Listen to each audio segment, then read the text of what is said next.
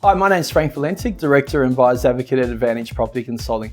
Today I'm going to talk about some alternative methods of investment and some different strategies and my take on them.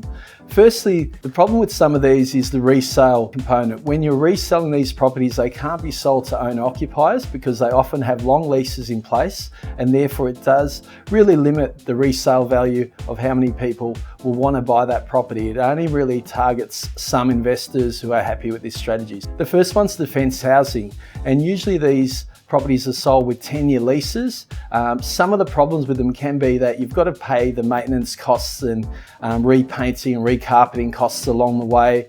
Defence housing obviously take a big management fee for that. So there can be a lot of extra fees that come out, even though the returns up front look like they're reasonable. Secondly, we have a look at service departments. They're very similar as well, where the returns can look great at the start, but then you're up for a lot of on cost in terms of cleaning, replacing linen after every visit, and these costs can add up just as they can for Airbnb, because usually you'll have a managing agent there looking after that and charging a management fee. And the last one is student accommodation. Now, the problem with this as well is that often there's a lot more maintenance. There can be damage to the properties because you're dealing with students. And again, there's that cost of upkeep, of maintenance. And some of these properties are only sold in student accommodation blocks, which will obviously limit your resale value.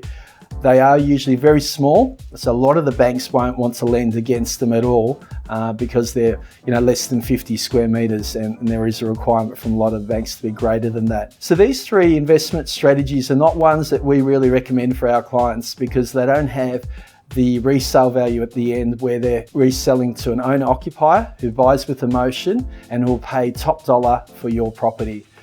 We look forward to seeing you next month with more investment strategies. Please don't hesitate to get on our website to check out information about our Buyer's Advocate, Seller's Advocate, property management and our group block purchases, as well as subscribe to our weekly and monthly newsletters.